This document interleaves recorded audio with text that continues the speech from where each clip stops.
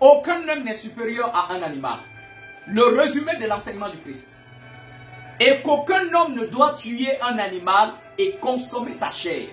Car le Christ dit, celui qui tue et mange, un vient de tuer son propre frère et fait de son corps un tombeau.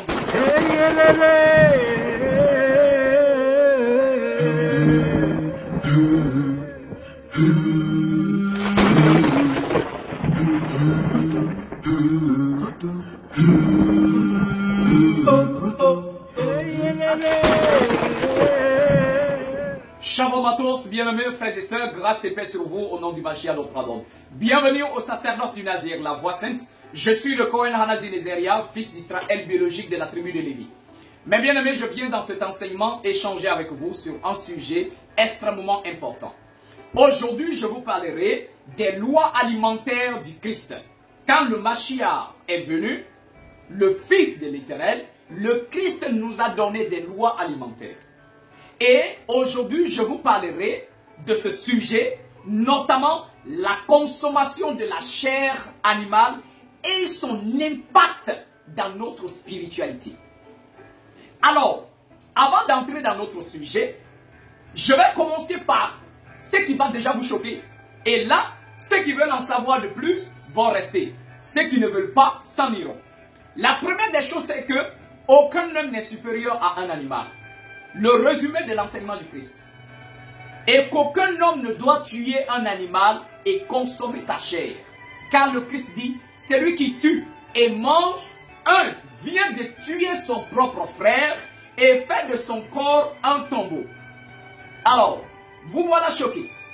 Allons premièrement dans un passage qu'on trouve également dans la Bible, dans le livre d'Ecclésiaste. Ecclésiaste, le chapitre 3, à partir du verset 18.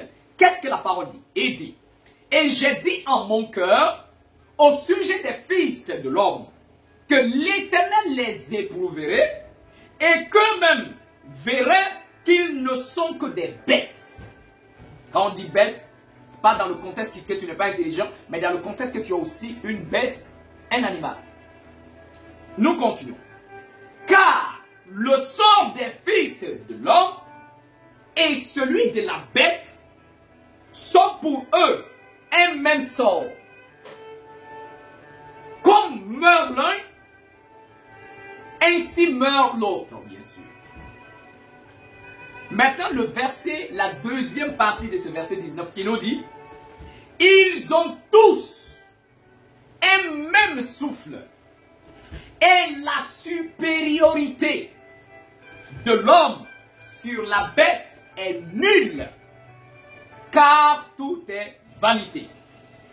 Tout va dans un même lieu et tout a été fait de la poussière. Et tout retourne à la poussière. Alors, dans ce passage, le verset 19 nous dit clairement que le sort qui est réservé aux fils des hommes est le même sort réservé aux animaux. C'est-à-dire, l'homme naît, il grandit, il vieillit et il meurt. De cette même manière, l'animal naît, doit grandir, doit vieillir et doit mourir. Alors, maintenant, le verset 20 vient nous préciser quelque chose d'extrêmement important. Le verset 20 nous dit, l'homme et l'animal ont le même souffle qu'ils ont reçu de l'Éternel.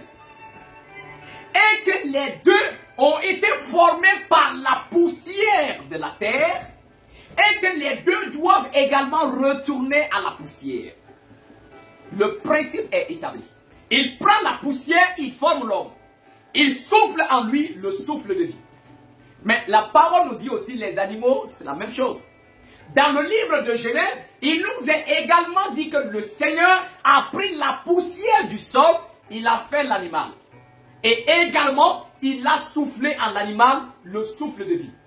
Voilà pourquoi Ecclésiaste, le chapitre 3, le verset 20 nous dit, le sort réservé au fils de l'homme et le sort réservé à l'animal, c'est le même sort. Car les deux ont reçu de l'Éternel un même souffle.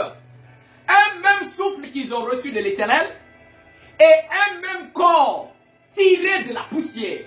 Seulement que la morphologie de l'être humain est différente de la morphologie de l'être animal. Et la morphologie ne donne pas à l'humain la supériorité sur un animal. Les gens vont me dire, ouais, mais il est écrit dans la parole que l'Éternel a dit, dominez les poissons de la mer, dominez tout ce qui est sur la terre. Quand on dit de dominer les poissons de la mer, de dominer les animaux de la terre, est-ce que c'est dans le contexte de tuer et de manger? Alors je vais te donner un autre passage où il y a la notion de domination. L'Éternel dit à Ève, maman Hawa, que puisque tu as mangé le fruit, tes désirs vont se porter vers l'homme, vers ton mari. Et lui, Adam, il va dominer sur toi. Donc vous voyez que, de la même manière que l'Éternel a dit, dominez sur les poissons, assujettissez tout ce qu'il y a autour de vous, c'est de la même manière qu'il dit, désormais à Ève, tes désirs vont se porter vers ton mari, mais ton mari va dominer sur toi. Mais est-ce que la domination de l'homme sur la femme, est-ce que ça veut dire qu'il faut tuer la femme? Est-ce que ça veut dire qu'il faut lui ôter la vie parce que tu es supérieur à elle? Absolument pas. Alors, vous voyez que la supériorité de l'homme sur l'animal est un ordre hiérarchique que le Seigneur a établi, mais ça ne veut pas dire qu'il faut tuer l'autre. Alors, nous allons continuer. Donc, le verset est clair. Hein? Ecclésiaste chapitre 3, le verset 18 à 20, et nous dit le fait que toi, tu respires, hein? Tu as la vie venant de l'Éternel, l'animal aussi respire et il a reçu le souffle de l'Éternel. Maintenant ma question, qui te donne toi le droit, la permission d'arracher le souffle de vie que l'Éternel a donné à l'animal? Vous voyez, déjà là est le premier problème. Voilà pourquoi quand le Seigneur crée Adam, il leur dit tout simplement, mangez la végétation. Le verset est clair. L'Éternel dit à Adam, voici, je vous donne toute herbe verte, portant du fruit, portant de la sémence, ça sera votre nourriture.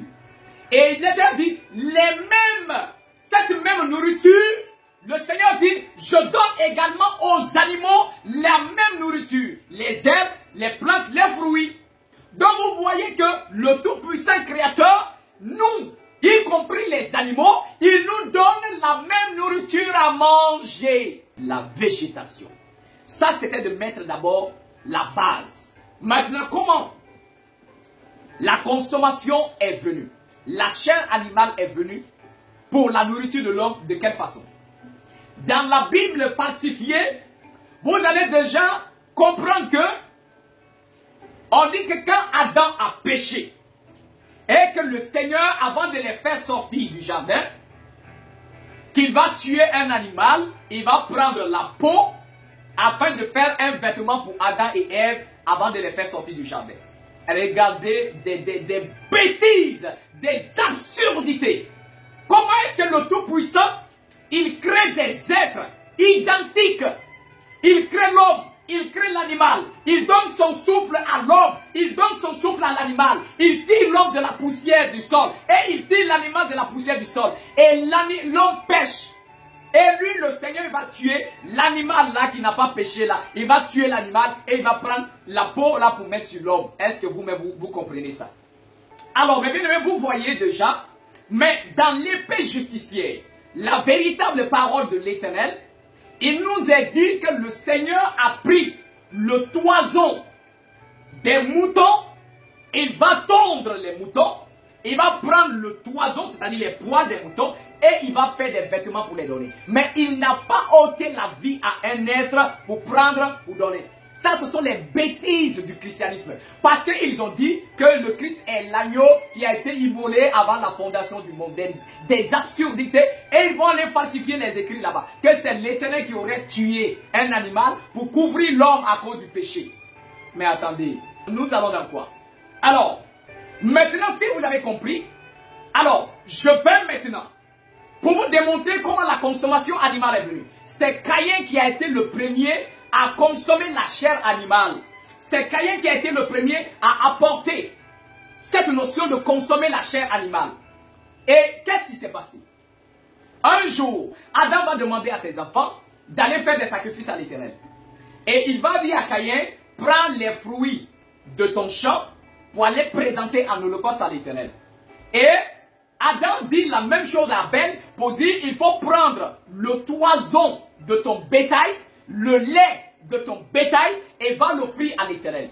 Ce que Abel a fait, il a pris le toison de son troupeau et il a pris le lait pour aller les présenter à l'Éternel. Caïn étant mauvais et il n'avait pas la volonté d'offrir parce qu'il a fallu que son père bavarde sur lui à plusieurs reprises pour qu'il soit capable d'aller prendre des fruits. Et quand il a pris les fruits, il a pris les plus petits. La parole dit quand il présentait les fruits, ses yeux même étaient fixés sur ça. Parce qu'il n'avait pas la volonté de le faire. À partir de ce moment, le Seigneur ne va pas exaucer la prière de Caïn.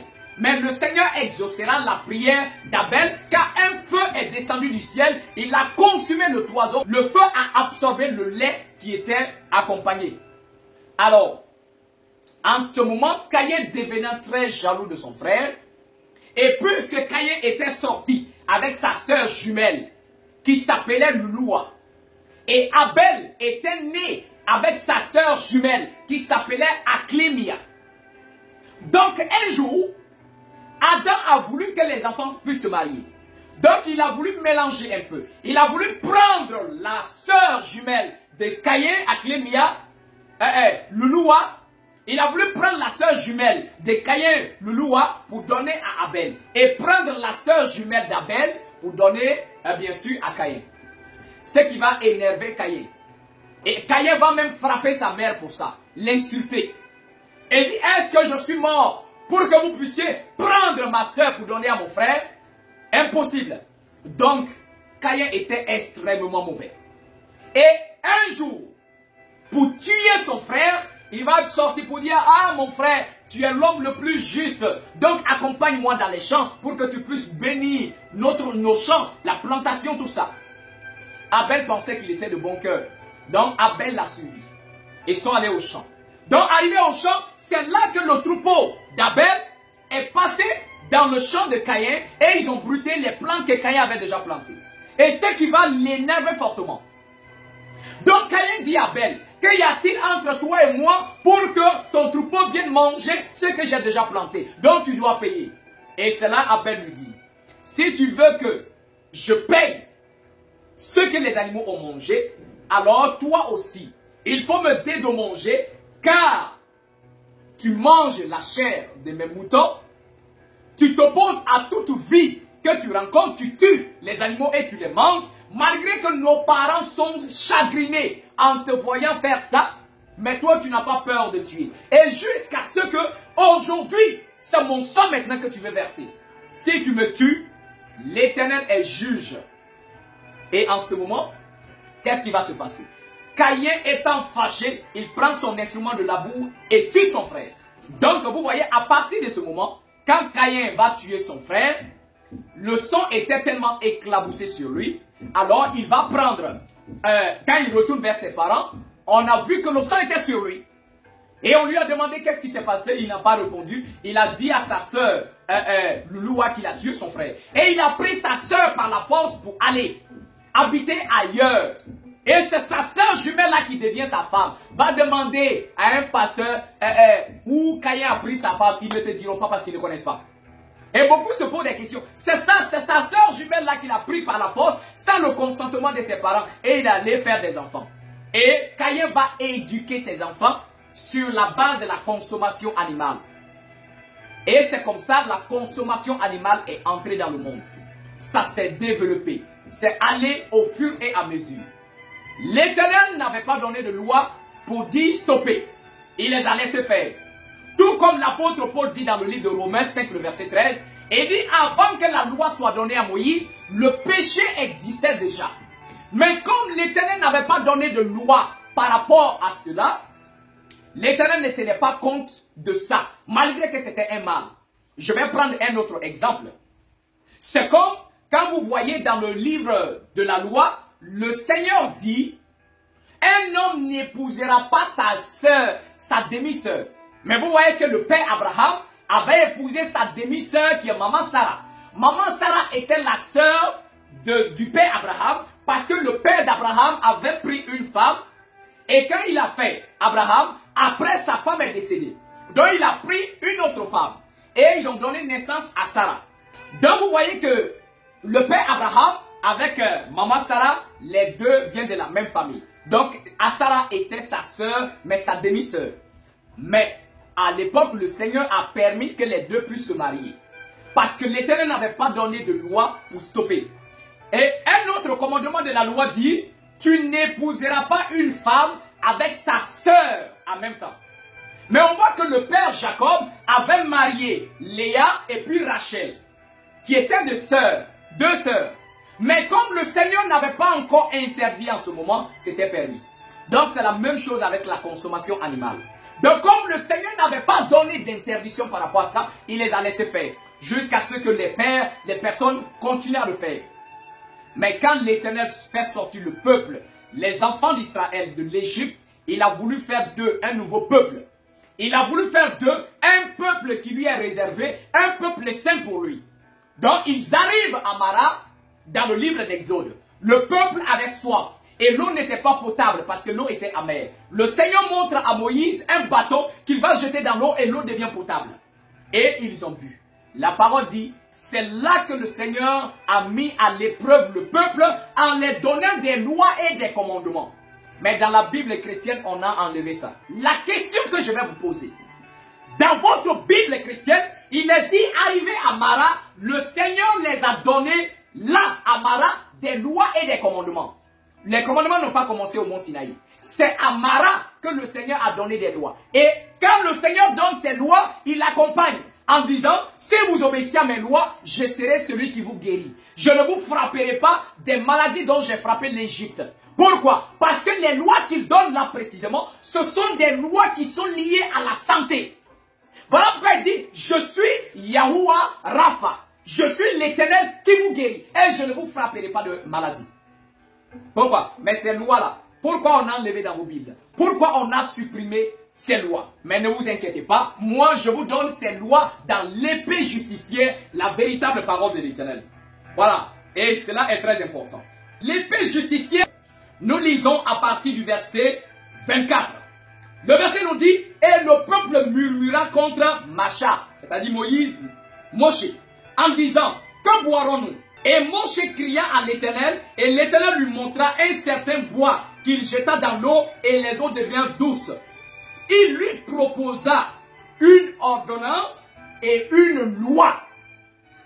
Et il l'éprouva là en disant, vous n'ôterez pas la vie, sauf si votre vie est menacée de mort.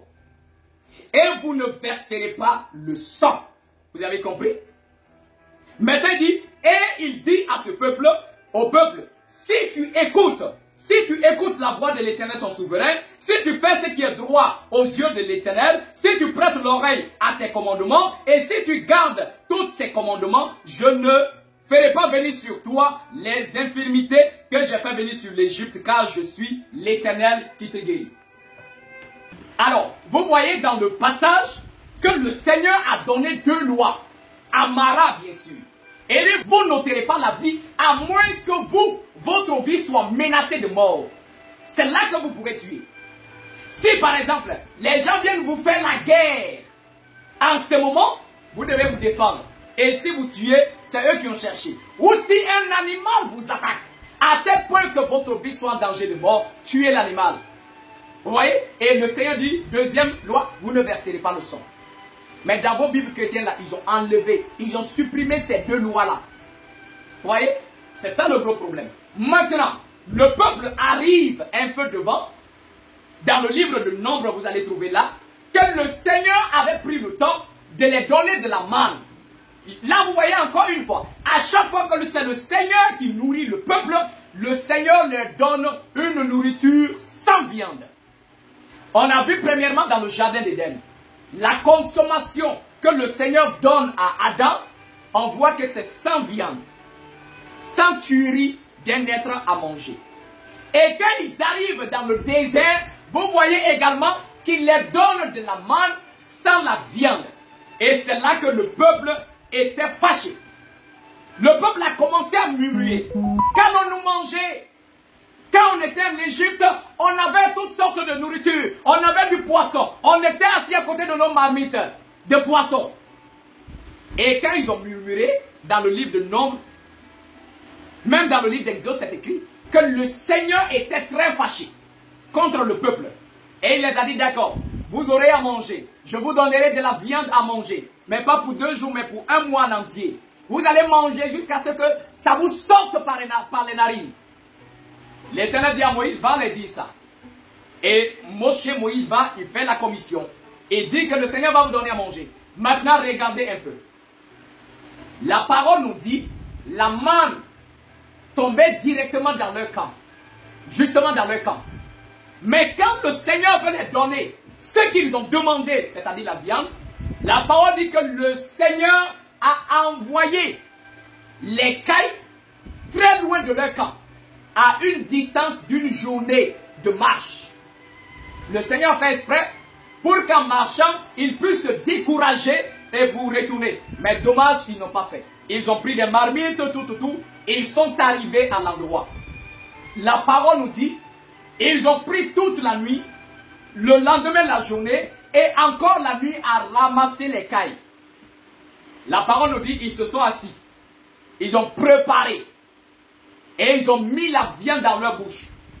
Ils n'avaient pas encore marché quand le Seigneur a commencé à les frapper. Le Seigneur a commencé à les mater, à les frapper. Et la parole dit que tous ceux qui étaient tombés dans la convoitise de la chair, ils sont tous morts à l'endroit. Et le Seigneur les a enterrés. Le verset est devant vous. Le verset est devant vous. Ils sont tous morts à l'endroit. Parce qu'ils ont demandé quelque chose que le Seigneur ne voulait pas les donner. La chair animale. Maintenant, la parole nous dit, à partir de ce moment-là, ils se sont montrés rebelles. Et l'Éternel a changé ses dispositions. Mais je vais d'abord prendre un passage avec vous, et pour qu'on puisse lire. Dans le livre d'Ézéchiel, le chapitre 20, même à partir du verset 18 à descendre, mais moi je commence à partir du verset 21, le verset dit, les enfants d'Israël se sont montrés rebelles. Et comme ils se sont montrés rebelles contre l'Éternel, ils ont profané ses lois, ils n'ont pas respecté ses commandements. Maintenant l'Éternel dit, il a commencé à les frapper. Et il a voulu même les exterminer. D'accord? Et le Seigneur dit, j'ai eu la pensée de répandre sur eux ma fureur. Ok? Et d'épuiser contre eux ma colère dans le désert. Mais le verset 22 dit, et dit, néanmoins, j'ai retiré ma main et j'ai agi par égard pour mon nom, afin qu'il ne soit pas profané aux yeux des nations en présence desquelles je les ai fait sortir, c'est-à-dire l'Égypte. Et le Seigneur dit, maintenant regardez au verset 25, comme l'Éternel a donné sa loi et ils se sont montrés rebelles, Ézéchiel le chapitre 20, le verset 25, l'Éternel dit, je leur donnais des préceptes qui n'étaient pas bons et des commandements qui ne pouvaient les faire vivre. Écoutez bien, maintenant le verset 26, je les souillais par leurs offrandes quand ils m'apportent les premiers-nés, c'est-à-dire les premiers-nés des animaux, puisque c'est un commandement. Le Seigneur dit, je voulais ainsi les punir, afin qu'ils comprennent que je suis l'Éternel. Alors vous voyez que le Seigneur dit, comme ils ont voulu tuer, verser le sang, le Seigneur dit, d'accord, c'est ce qu'ils ont voulu. Ils ont demandé de la caille, ils ont demandé de la viande. Le Seigneur les a donné de la viande, non? Mais ça s'est terminé où? À la mort. Donc, comme ils se sont montrés rebelles, le Seigneur dit, je leur ai donné d'autres lois. Mais ces lois-là ne vont pas les faire vivre. Ces lois-là ne vont pas les faire vivre. Et le Seigneur dit, j'ai voulu ainsi les punir. Donc, les lois que je vais les donner, les lois alimentaires désormais que je vais les donner, c'est pour une punition, mais ça ne peut pas les faire vivre. Est-ce que vous avez compris ça? Et c'est ce que dit maintenant le prophète Jérémie. Jérémie, le chapitre 7, le verset 21, l'Éternel dit, la parole dit, ainsi parle l'Éternel des armées, le souverain d'Israël, ajoutez vos holocaustes à vos sacrifices et mangez dans la chair. Il dit non, car je n'ai point parlé à vos pères et je ne leur ai donné aucun ordre concernant les holocaustes et les sacrifices quand je les ai fait sortir de l'Égypte. Dans le passage, par la bouche du prophète Jérémie, l'Éternel dit, quand il a fait sortir le peuple de l'Égypte, il n'a pas donné des commandements, il n'a pas donné des prescriptions, des lois concernant le sacrifice des animaux, les tuer, manger la chair, le Seigneur dit, je n'ai pas ordonné ça. Et il dit, c'est pas moi. Mais c'est leur rébellion. Ils sont rentrés dans la rébellion parce qu'ils veulent manger la chair. Et c'est là Ézéchiel nous dit, le Seigneur dit, je leur ai donné des lois qui ne peuvent les faire vivre. D'accord? Des lois qui ne peuvent les faire vivre. Il dit, je voulais ainsi les punir, afin qu'ils comprennent que je suis l'Éternel. Alors mes bien-aimés, donc vous voyez pourquoi le Seigneur se met en colère quand il s'agit de la viande, parce que la chair animale, un animal a le même souffle que nous et le même corps que nous. Seulement qu'on n'a pas la même morphologie. C'est pas parce qu'on n'a pas la même morphologie qu'il faut l'attraper et le tuer. Toi, tu es un homme, tu n'as pas la même morphologie que ta femme. Toi, tu as la barbe, ta femme n'a pas de barbe. Toi, tu as des seins, mais la femme a les seins encore plus beaucoup que pour toi. On n'a pas le même sexe avec les femmes. Mais est-ce que ça veut dire que le fait qu'on a une morphologie différente, qu'on doit les tuer ou elles doivent nous tuer? Non. L'épée justicière, le chapitre 66, à partir du verset 1. La parole dit, il arriva un jour que Yahusha avait terminé son discours. Dans un endroit près du Tibériade, là où il y avait 7 puits. Un jeune homme lui apporta des lapins et des pigeons vivants, pour qu'il puisse manger avec ses disciples. Et Yahusha, regardant le jeune homme avec amour, il lui dit, tu as un bon cœur, et l'Éternel te donnera la lumière. Mais, tu ne sais pas qu'au commencement, l'Éternel a donné à l'homme les fruits de la terre pour sa nourriture, et qu'il l'a fait, ne le rend pas inférieur au bœuf, au cheval ou au mouton, afin qu'il tue et mange la chair et le sang de son semblable. Ok? Donc vous avez compris dans ce passage.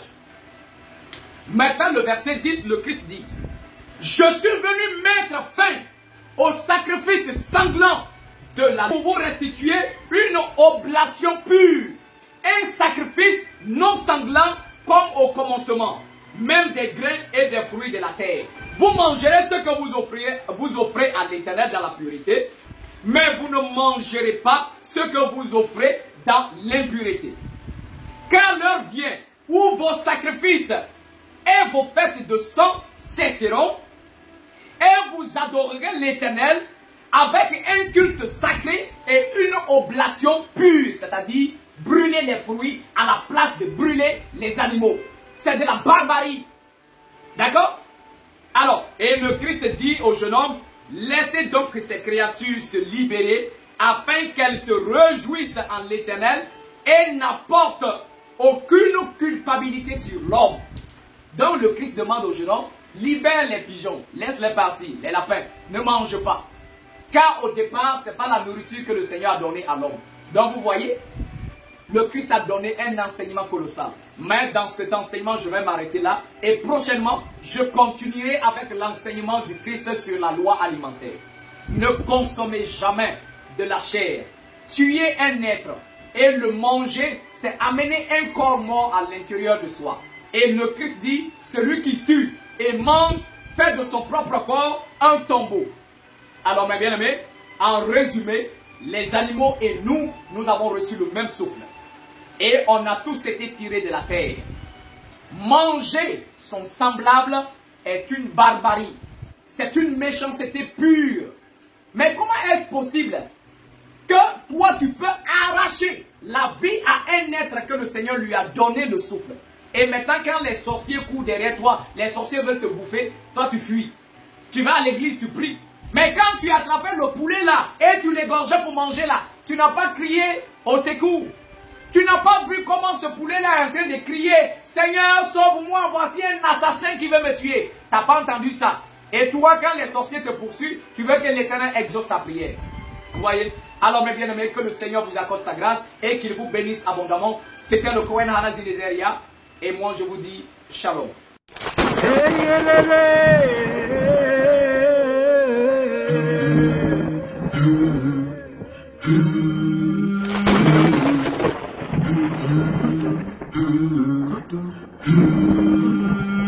Oh, oh, oh, hey,